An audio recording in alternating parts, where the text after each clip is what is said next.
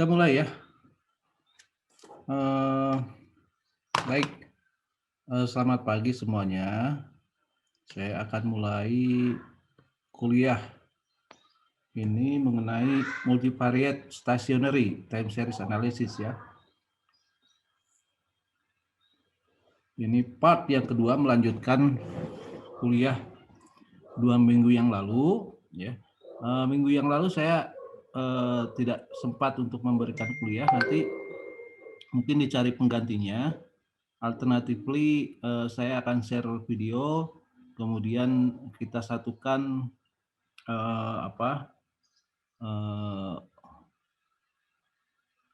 topiknya ya atau pembahasannya, tanya jawab plus kuliah yang ke-7 ya gitu. Itu alternatifnya. Tetapi kita hari ini mulai dengan topik yang kelima, yaitu mengenai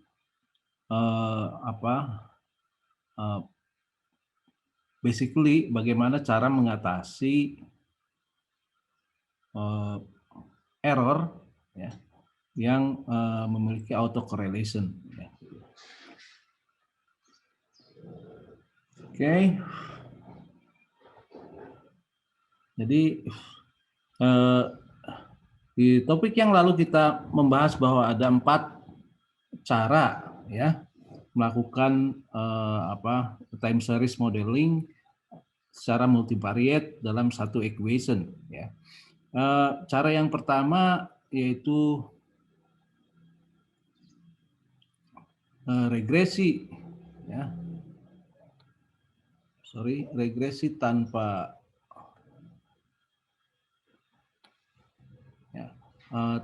dynamics, yaitu OLS biasa ya kan. Kemudian cara yang kedua adalah dengan finite distributed lag model, di mana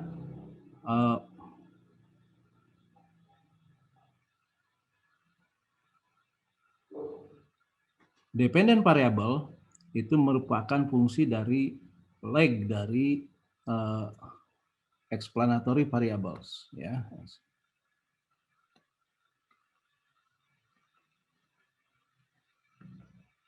Oke.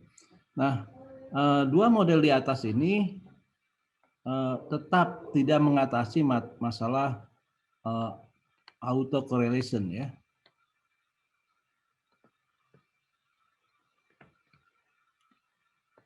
Jadi di dalam 2 model yang pertama ini ya, masalah autocorrelation itu tidak tertangani atau tidak teratasi ya. Kalau memang ada masalah autocorrelation, makanya setelah melakukan estimasi kita harus menguji apakah ada autocorrelation atau tidak ya. Tentunya dengan Lagrange multiplier test atau LM test ya. Atau dengan kalau ingin secara kualitatif ya dengan ACF dan PACF ya. Nah, kalau ada masalah autokorelasi ya, caranya ada 2 ya, yaitu menggunakan autoregressive model ya, atau menggunakan autoregressive distributed lag model atau ARDL model ya. Oke. Nah, 2 hal yang terakhir ini atau 2 model terakhir ini yang akan kita bahas pada kuliah kali ini ya.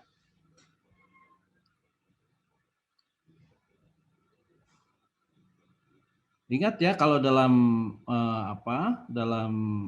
time series selalu pertama stationary test ya kan, menentukan bahwa apakah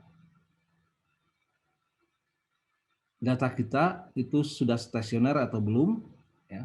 Kalau belum stasioner, cari post difference. Kalau di post difference belum stasioner, juga second difference ya, sampai dia stasioner ya. Kemudian setelah stasioner, run regression model, apakah model cara 1, 2, atau 3, atau 4, ya. Dan selalu cek for autocorrelation, ya. Nah, kalau ada autocorrelation, maka caranya adalah applies heteroskedastic and autocorrelation consistent covariance matrix dari NUWES. Do multiplier analysis, ya, nanti akan kita terangkan juga bagaimana cara melakukan analisis multiplier. Kemudian do forecasting, ya, bagaimana kita melakukan forecasting, ya. Nah,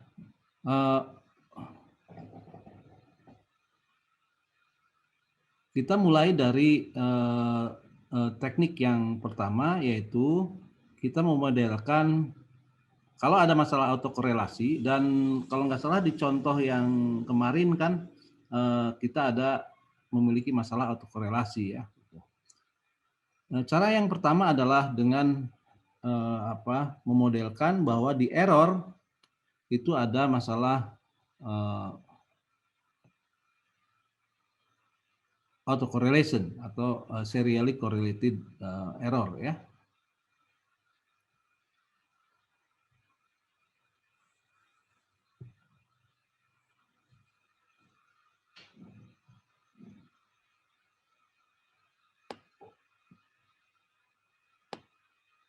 Oke, jadi cara memodelkannya adalah dependent variable Y ini merupakan fungsi dari dua komponen, yaitu X dan autoregressive process, ya, dengan order atau dengan ordo sebesar P, ya. Nah, Anda tahu bahwa fungsi ini kalau melibatkan autoregressive process, maka sebetulnya kita ingin take into account take into account autoregression di dalam error. Taruhlah model awal adalah model 1, ya kan? Model 1 yaitu dengan error ya. Error yang kemudian kita modelkan sebagai autoregressive proses errornya, ya, yaitu seperti ini, ya, sehingga kita mendapatkan apa yang disebut dengan random error yang fully random, artinya epsilon itu normal, ya, normally distributed, kemudian punya varians min 0 dan varian sebagai sigma square, sebesar sigma square, dan tentunya covariance dari epsilon ini adalah sama dengan 0, ya. Nah, dalam model ini, kalau Anda hanya mengestimasi equation 1, ya, maka dari ekspresi yang kedua, ya, kita tahu bahwa covariance, ya, antara error, ya, current error yang sekarang dengan lag dari error itu tidak sama dengan 0. Dan itu berarti asumsi OLS atau asumsi least square itu dilanggar, ya. Dan karena ada pelanggaran asumsi, maka parameter, ya, yang dihasilkan oleh OLS itu bias, ya. Jadi Anda tidak bisa menggunakan standar error yang bias, ya, karena berarti itu tidak valid. Nah, Karena tidak valid, maka caranya minggu yang lalu sudah kita terangkan bahwa bisa sih Anda tidak harus merevisi model regresi yang pertama, ya, yang ini nggak harus, tetapi kemudian kita melakukan adjustment dengan cara menggunakan robust standar error dari Newes, ya. Nah, itu tidak akan kita bahas lagi, ya, cara menggunakan Newes standar error. Sekarang kita akan menggunakan cara yang specified berdasarkan equation yang kedua, ya.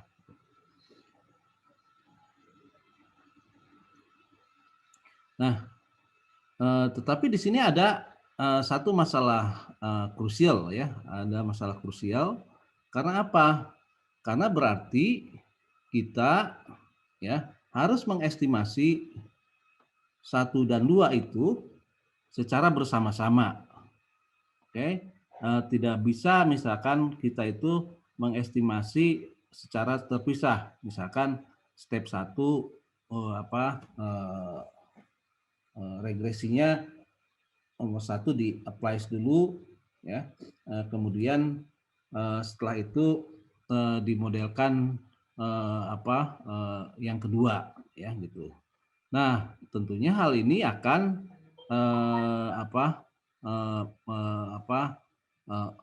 alfa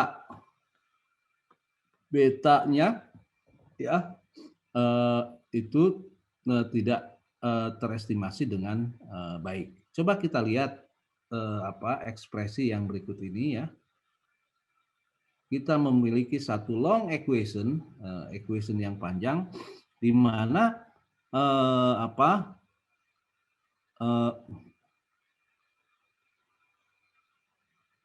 Y itu merupakan fungsi dari, ya, Y merupakan fungsi dari dependent explanatory variables, ya kan, explanatory variables, ya kan.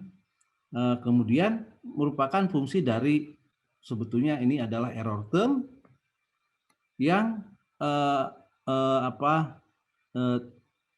tidak ada dalam observasi, ya. Oke. Ini adalah yang kita sebut unobserved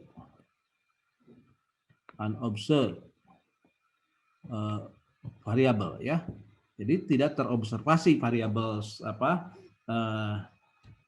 atau variabel error tersebut, ya. Oleh karena itu E-nya harus kita estimate, ya. Oke.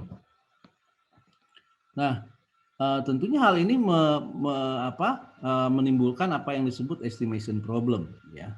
Estimation problem. Oke. Nah, model dengan AR error ini, ya, kita memiliki model panjang yang tadi, ya kan. Problemnya adalah how do we get this, oke? Bagaimana cara kita mendapatkan error tersebut dan lag dari error dari estimasi yang pertama, oke? Nah, untuk bisa memahami secara lebih sederhana, saya akan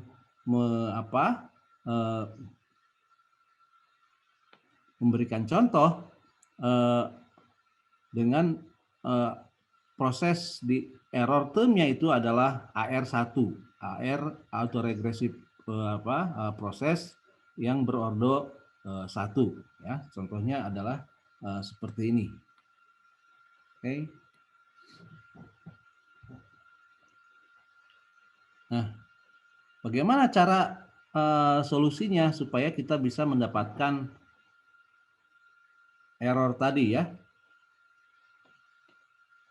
Mendapatkan ini. Mendapatkan yang ini, ya. Oke. Solusinya dalam contoh yang sederhana ini adalah Dari equation 1 kan kita mengekspresikan sebagai berikut, ya nggak? Ya, equation 1 kalau untuk leg yang pertama, ya itu ekuivalen bahwa Y pada satu periode yang lalu itu fungsi dari X satu periode yang lalu ditambah error satu periode yang lalu, kan?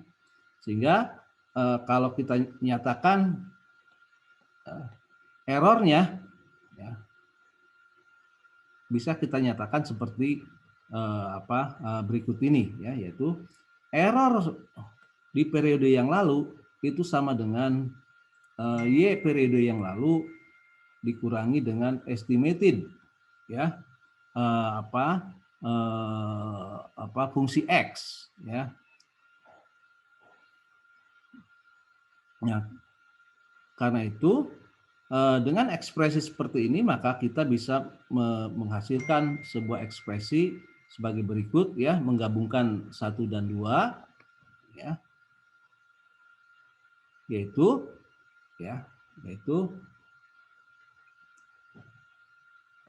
Y, ya, Y itu merupakan fungsi dari leg dari, ya, leg dari Y itu sendiri atau leg dari dependent variables dan fungsi dari explanatory variables beserta legnya.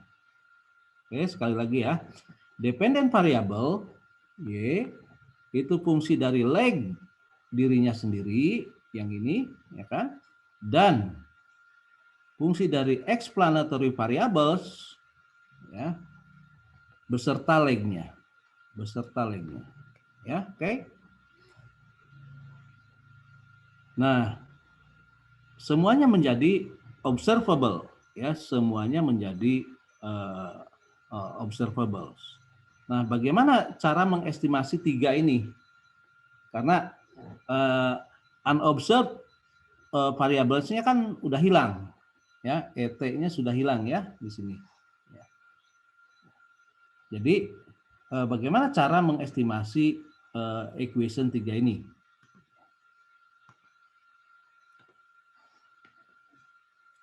Nah, caranya adalah kita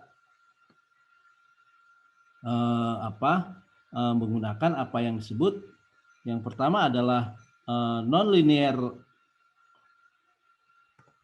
ya, nonlinear least squares, ya, menggunakan nonlinear least squares, atau kalau untuk AR1 sangat mungkin kita menggunakan GLS, ya, sangat mungkin kita menggunakan GLS.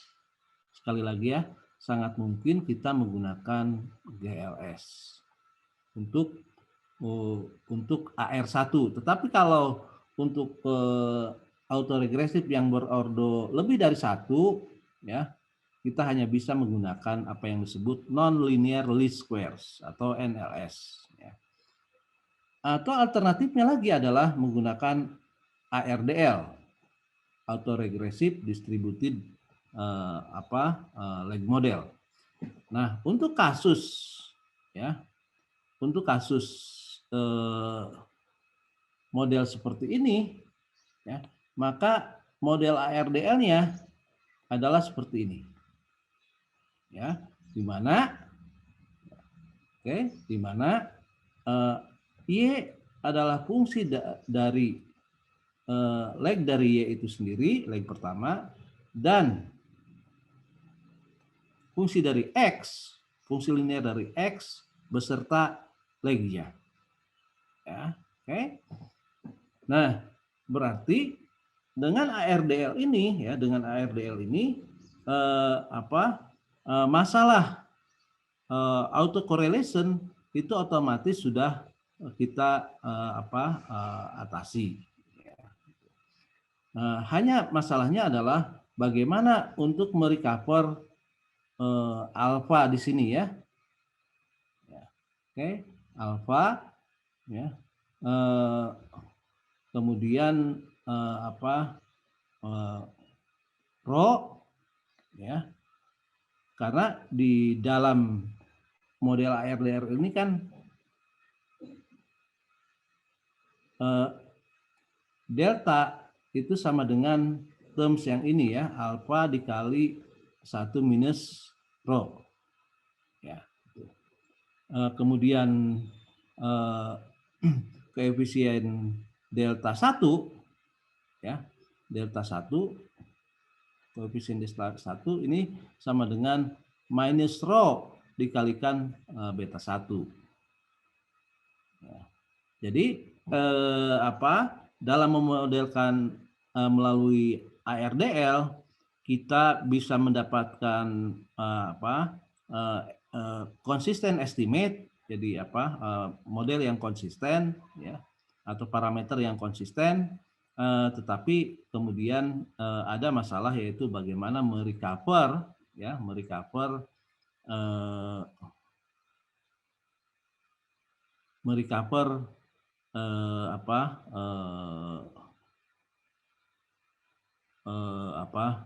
parameters yang aslinya ya, karena delta kemudian theta itu adalah estimated variables dalam model ARDL yang tidak sama dengan alfa dan beta.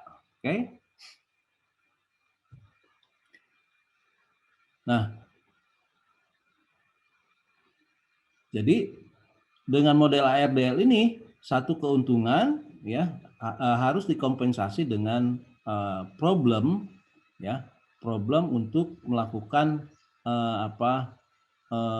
untuk menemukan kembali parameter yang aslinya ya. Tetapi kalau dengan model NLS nonlinear least squares, parameter asli ya itu otomatis kita bisa temukan.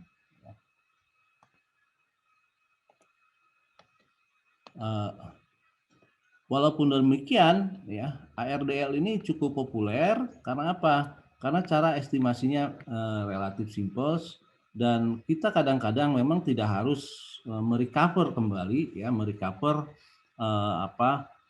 original parametersnya ya, karena itu bisa dilakukan dengan atau disubstitusi dengan apa yang kita sebut multiplier analysis. Nah, multiplier analysis ini nanti ada relevansinya dengan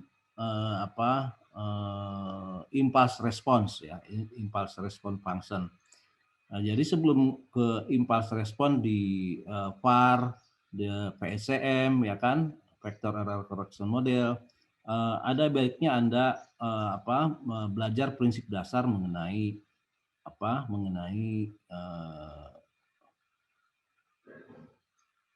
multiplier analysis. In fact, apa yang disebut dengan impulse itu adalah adalah salah satu bentuk dari multiplier analysis. Oke, nah kita mulai dengan estimation with AR error melalui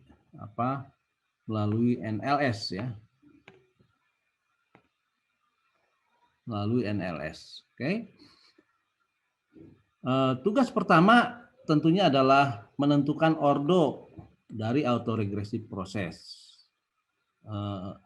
Basically P-nya itu berapa? Apakah 0, 1, 2, 3, 4 atau berapa ya? The number of P ya.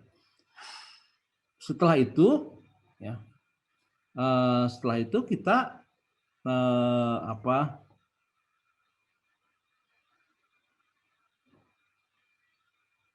melakukan run NLS ya. Nah, model umumnya ya baik untuk leg structures dan tentunya leg structure ini atau ordo dari AR prosesnya itu bisa kita tentukan dengan information criterion atau seperti AIC dan SC ya. Nah, model umum dari kita ya itu adalah seperti ini, ya, seperti yang sudah saya bahas tadi, ya. Kemudian dinyatakan dalam bentuk seperti ini, ya. Oke, jadi bagian yang kedua yang di sini kita nyatakan dalam bentuk ARP, ya.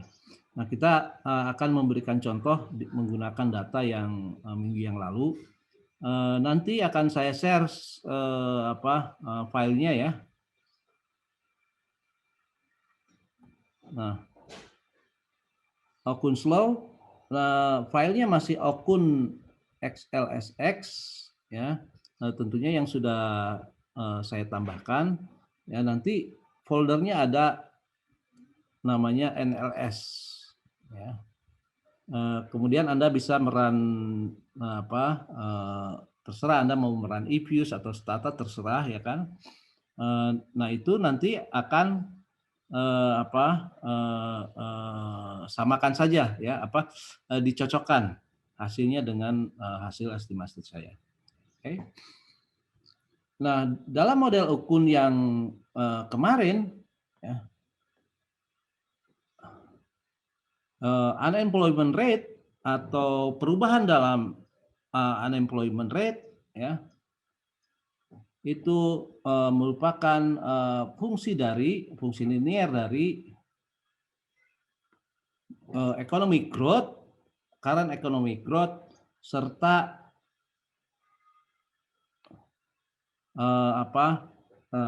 growth rate dalam dua periode yang lalu, ya, dalam 2 periode yang lalu. Nah, oke. Nah, karena ada masalah autocorrelation dalam errornya, maka kita sekarang estimate dengan apa yang disebut AR proses seperti ini, ya. Oke.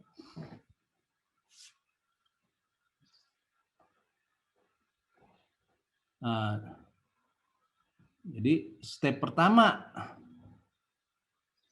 kita menentukan P, ya, kita menentukan berapa leg yang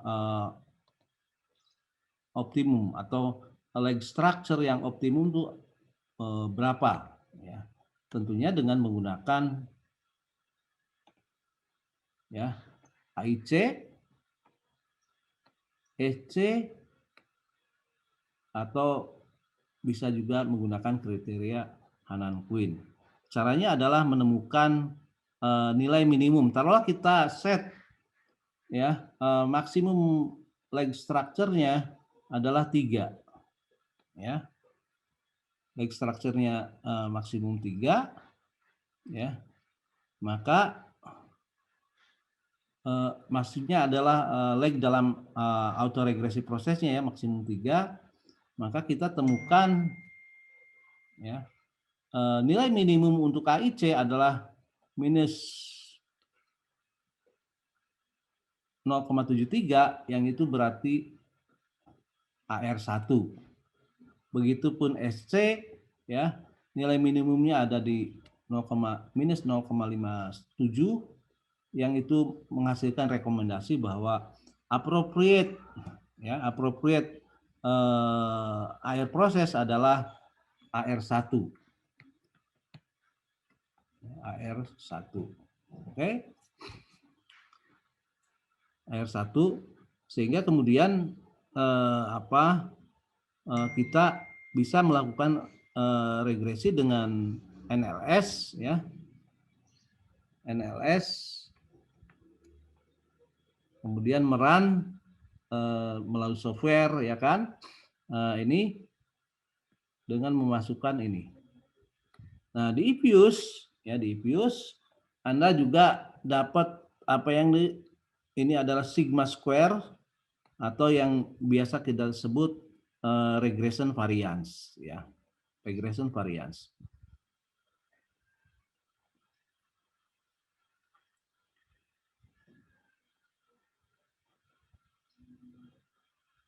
Oke. Hasilnya dibandingkan dengan apa, dengan, dengan, eee, dengan yang lalu, ini kan tidak jauh berbeda ya, tidak jauh berbeda. Cuman salah satu keuntungannya kita sekarang adalah, eee regresi kita terbebas dari masalah, autokorelasi. Oke. Cara berikutnya adalah dengan, menggunakan, model ARDL ya. General modelnya adalah, seperti ini ya, ARD ARDLP dan Q. Jadi, oh ini semestinya tidak ada ini ya. Ini tidak ada ya, sorry. Ada yang terlewat menghapus ya. Jadi P itu adalah ARDLP, Q ya. P itu adalah jumlah leg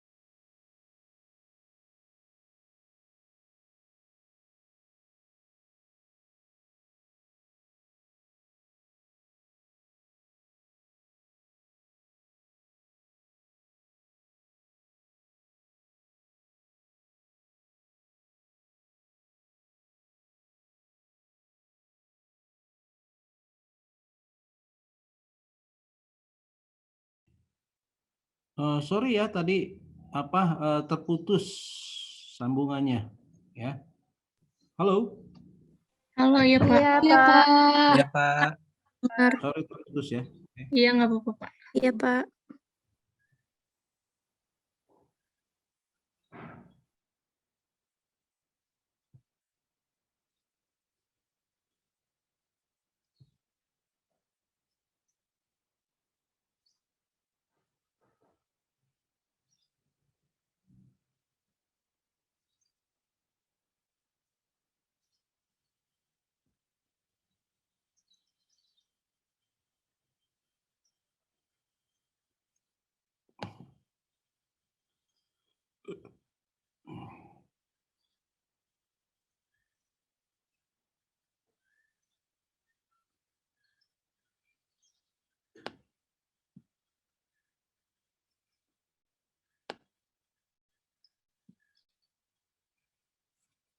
Oke.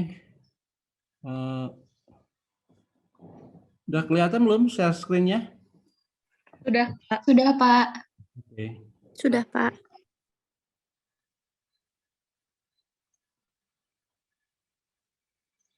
Oke, jadi kita tadi sedang membahas mengenai ARDL ya.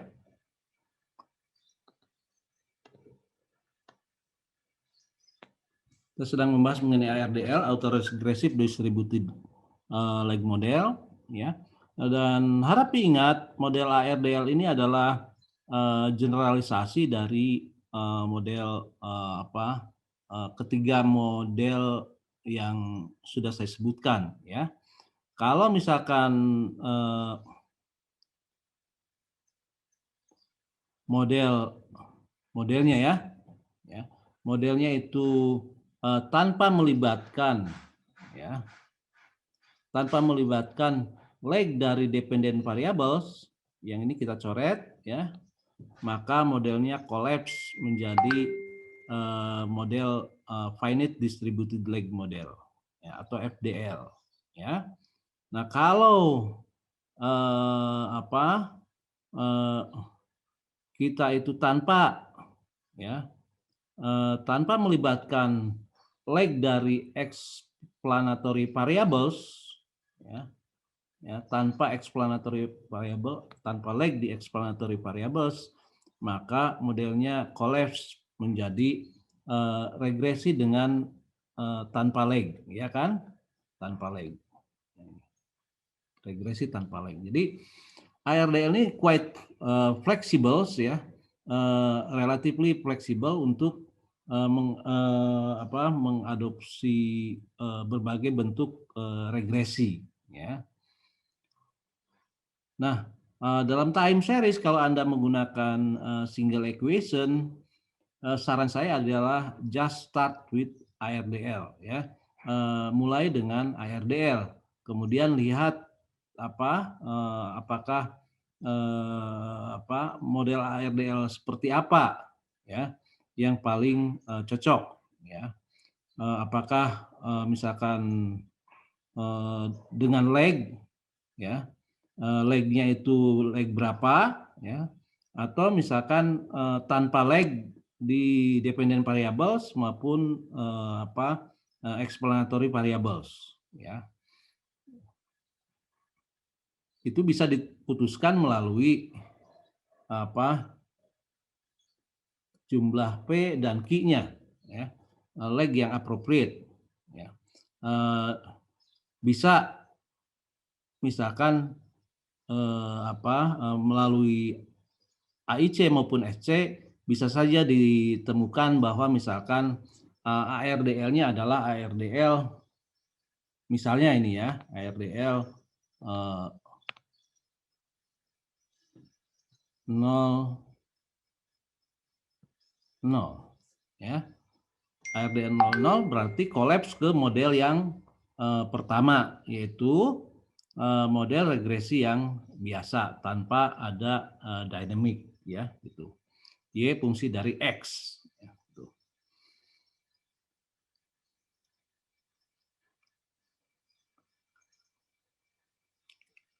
Jadi caranya adalah seperti ini ya. pilih leg yang tepat melalui AIC, SC ataupun Hanan Kuin, ya kan? Kemudian run ARDL-nya, do multiplier analysis atau forecast jika diperlukan, ya, oke. Nah, harap diingat bahwa selection dari ARDL itu harus dimulai ya dari nilai P dan Q yang tertinggi. Misalkan ini adalah nilai P dan Q yang tertinggi. Kita tentukan dulu nilai P dan Q-nya, ya.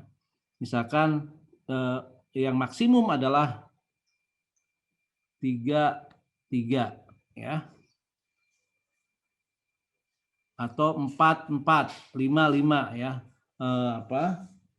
Tetapi pada umumnya ARDL ini quite robust untuk leg yang tidak terlalu tinggi. Sekali lagi ya, ARDL ini relatively robust, bagus ya, very strong ya kan, kuat ya, untuk nilai leg yang tidak terlalu tinggi ya. Leg 4 ya maksimum ya, itu sudah hasil regresinya sudah bagus ya. Jadi mulai kira-kira ya nggak usah lebih dari 5 atau legnya ya. Kemudian baru setelah itu, setelah ditentukan M jumlah maksimum dari jumlah maksimum dari PQ ya. Misalkan begini, bisa saja sih tidak simetris ya. Bisa misalkan P-nya adalah di sini 3 dan 4 ya, berarti M-nya adalah 4. Ya, berarti M-nya adalah 4. Nilai maksimum dari P dan Q. Ya.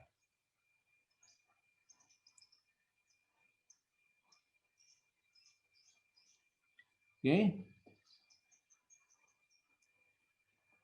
Setelah Anda menentukan jumlah maksimum dari P dan Q, maka tugas berikutnya adalah memotong observasi sejumlah M yang pertama. Jadi kalau misalkan diputuskan jumlah maksimumnya itu adalah 4, berarti 4 observasi yang pertama itu dipotong. Baru setelah itu cari AIC dan SC. Ya, kalau lewat software seperti eViews atau software apapun atau Stata ya kan, run ya model ARDL misalkan mulai dari yang ketiga ini ya kan, kemudian tentunya harap diingat ya, sebentar. Nah ini ya, ini mulai dari yang -3 tadi ya, T-3, ini T-3, T-3 gitu ya. Kemudian setelah itu ya run model misalkan ini yang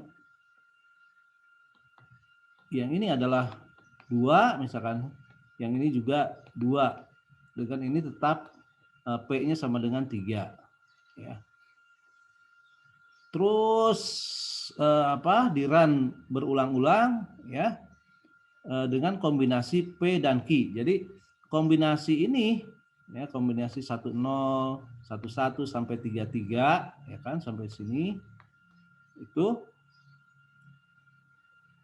adalah 1 kali running regression, dan Anda sudah mendapatkan 3 nilai ini ya, 3 nilai ini. Jadi kalau ada 3 leg seperti dalam contoh berikut ini ya, maka jumlah regresi yang harus Anda run kan adalah 4 kali 3 ya. yaitu 12 kali regresi. Oke.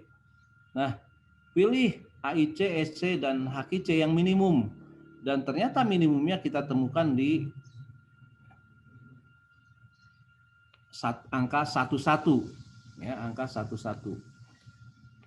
Berarti P-nya 1, Q-nya 1. Berarti ini adalah ARDL 1,1. Oke, paham ya? Nah, kalau Anda sudah dapatkan ini, berarti kan Anda cukup meran ARDL 11.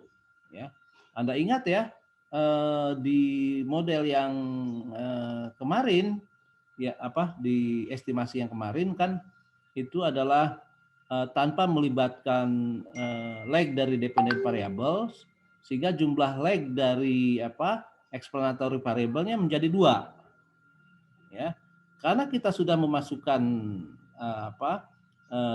lag dari dependent variables, maka otomatis jumlah lag-nya untuk explanatory variable yang optimum juga berubah, ya, berubah. Tetapi jangan punya persepsi bahwa itu akan selalu terjadi. Ya, bisa jadi misalkan lag dari dependent variables-nya tetap 2 misalkan, ya, tetap 2, ya. Walaupun kita sudah memasukkan lag dari explanatory variable-nya tetap 2, kemudian lag dari dependent variable-nya 1. Ya. Artinya revisi dari model minggu yang lalu itu tidak mengubah jumlah lag dari explanatory variables. Tetapi biasanya kalau kita sudah memasukkan lag dari dependent variables, maka biasanya jumlah lag di explanatory variable juga otomatis berubah biasanya, tapi tidak selalu begitu. Ya, ini regression result-nya ya. Ini adalah perubahan dependent variable-nya adalah perubahan dalam unemployment rate, ya. Fungsi dari lag dari perubahan unemployment rate dan fungsi dari current dan lag dari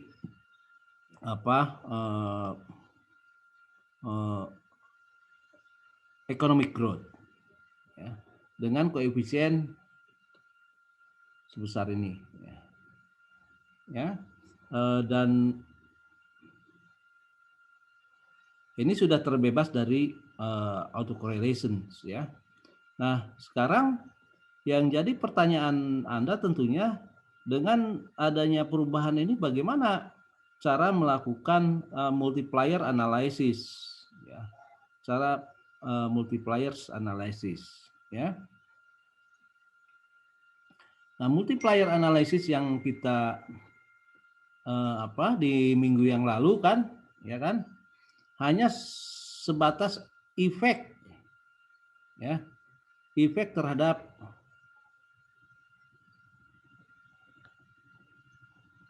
unemployment rate, ya. Anda tahu dengan melibatkan lag seperti ini, ya, lag seperti ini, ya, maka sebetulnya kalau dalam model ARDL ini ada juga efek tidak langsung dari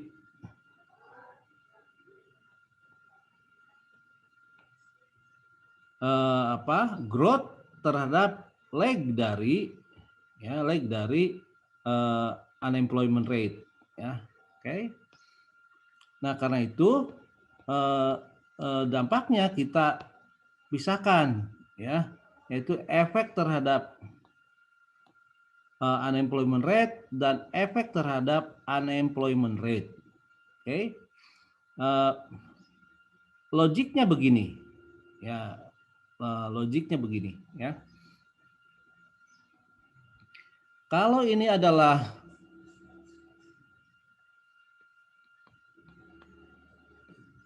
DU yang sekarang ya. DU yang sekarang ini kan dipengaruhi oleh apa?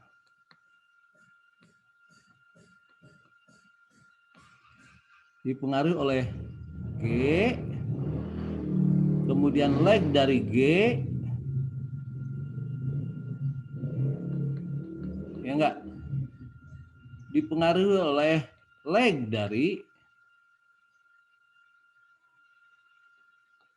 DU. Oke? Oke. Sementara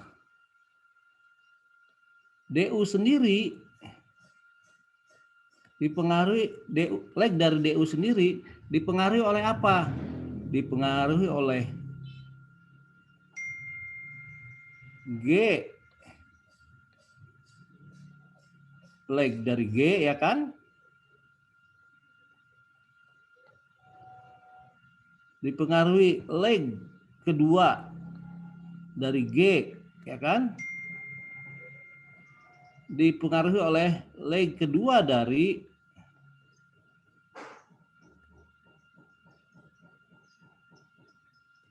Oke. Nah, jadi efek dari apa? G, ya, G terhadap U, ya, G terhadap U itu bisa kita identifikasi mulai dari sini, melalui efeknya ke sini, ya kan? Kemudian ke U yang sekarang, ya, di samping efek dari ini. Oke. Nah, jadi inilah yang harus kita hitung dalam multiplier analisis. Yang pertama adalah efek langsung terhadap DU, yaitu ini. Ya. Nah, bagaimana cara menghitungnya? Ya, ini kan sama ya dengan ini. Ya, angkanya sama. Oke. Nah, efek dari G, leg dari G terhadap leg dari unemployment, ya, itu harus kita estimate, ya, bukan estimate, apa, kita hitung lah ya, ya, karena G, ya, G yang di sini, ya,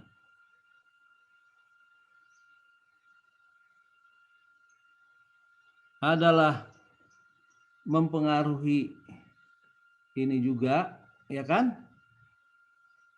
Maka kita hitung minus 0,347 itu adalah koefisien ini dikali dengan koefisien ini. Sekali lagi ya, koefisien dari yang leg ini dikalikan dengan ini. Oke, paham ya? Sehingga kumulatifnya adalah kalau dalam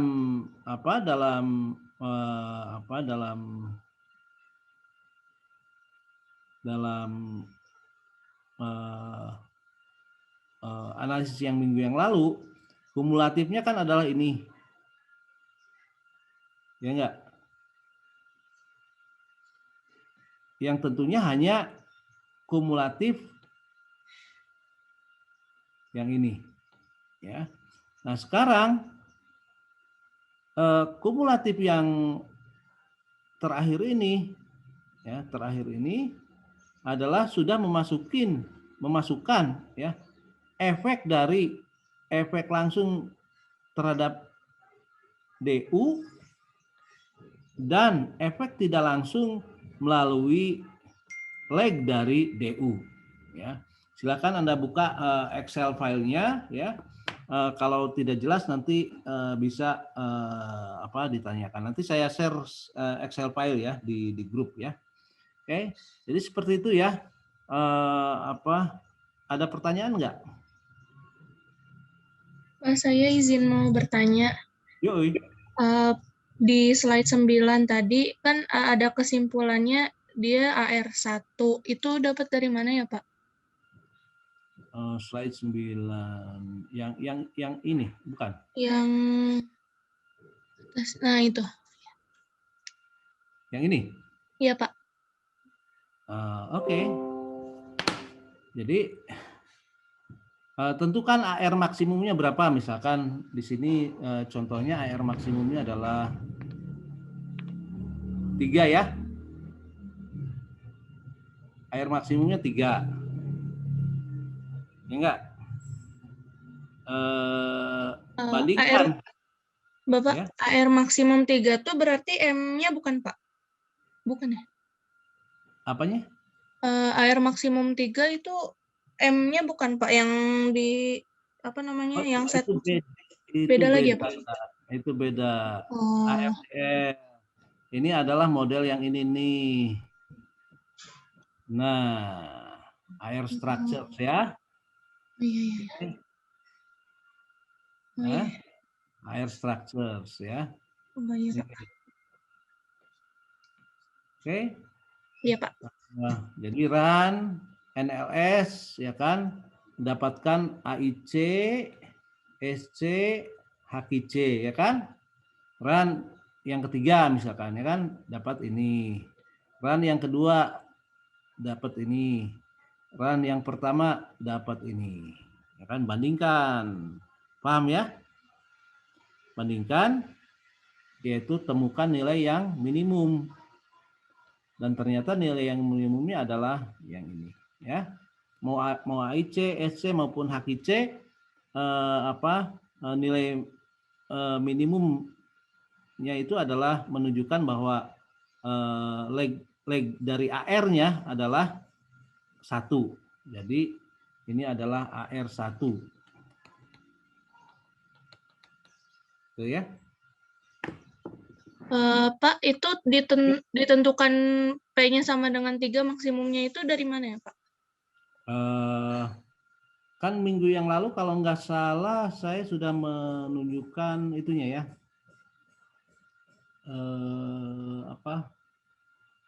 Hasil apa sih namanya? Aduh, Mbak, apa sih? Korelogramnya ya. Ya, kalau nggak salah itu ada hasil korelogramnya ya. Hasil korelogramnya kan menunjukkan bahwa kira-kira ya, kalau korelogram kan hanya kira-kira sebetulnya ya kan. Kira-kira leg yang optimum itu 1. Jadi jangan terlalu jauh menentukan leg maksimumnya, ya enggak? Supaya kita bisa mendapatkan estimate nantinya yang tidak terlalu jauh dari yang kita duga, ya, yang kita duga. Jadi taruhlah dari hasil korelogram itu 1 ya kan, AR-nya ya kan. Nah maka dalam AIC dan SC serta Hanan Kuin kita set nilai maksimumnya tidak jauh dari 1, tapi jangan kurang dari 1 ya kan, jangan lebih kecil dari 1, jangan ya kan. Kita set 3 atau 4 silahkan ya kan, nggak terlalu jauh lah ya gitu. Baru setelah itu dibandingkan. Kalau misalkan tiba-tiba korelogramnya itu tidak akurat gitu ya. Kebetulan kan ini konsisten dengan hasil korelogram ya. Tapi pada berbagai kasus korelogram itu karena kualitatif dia ya, kualitatif ya kan. Jadi tidak terlalu akurat. Harus dikonfirmasi lagi dengan AIC dan SC. Kira-kira gitu ya Mbak ya. Nggak ada rumusnya itu Mbak ya. Tapi guide practical guide-nya seperti itu ya. Berarti kira-kira ya Pak ya? Practical guide. Iya, ya.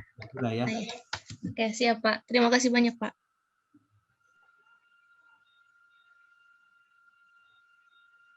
Oke, ada lagi yang mau tanya?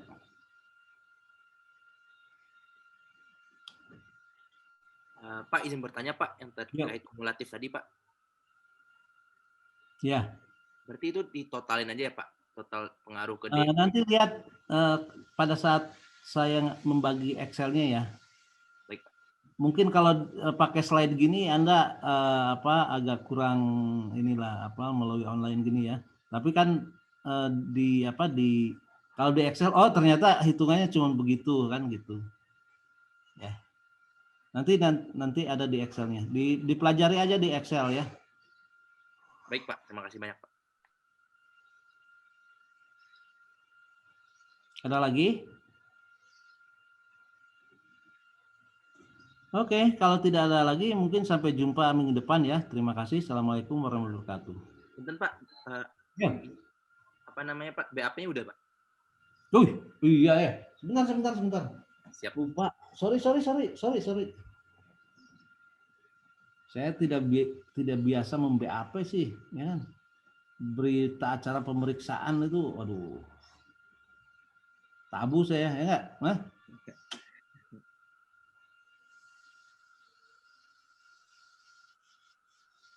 Bentar ya. Ini.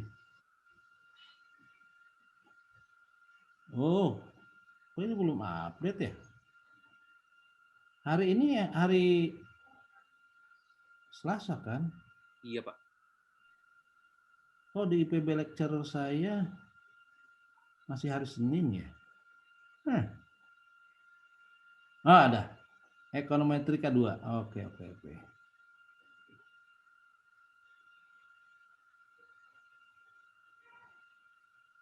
Ini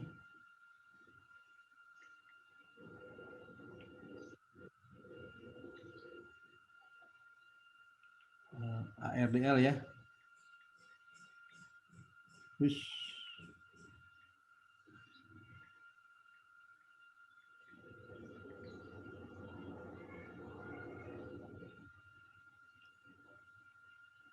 Nah, udah saya isi barusan. Sorry ya.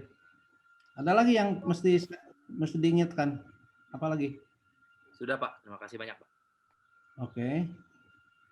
Oke ya, sampai jumpa minggu depan. Assalamualaikum warahmatullahi wabarakatuh. Waalaikumsalam warahmatullahi wabarakatuh. Terima kasih banyak, Pak. Terima kasih banyak, Pak.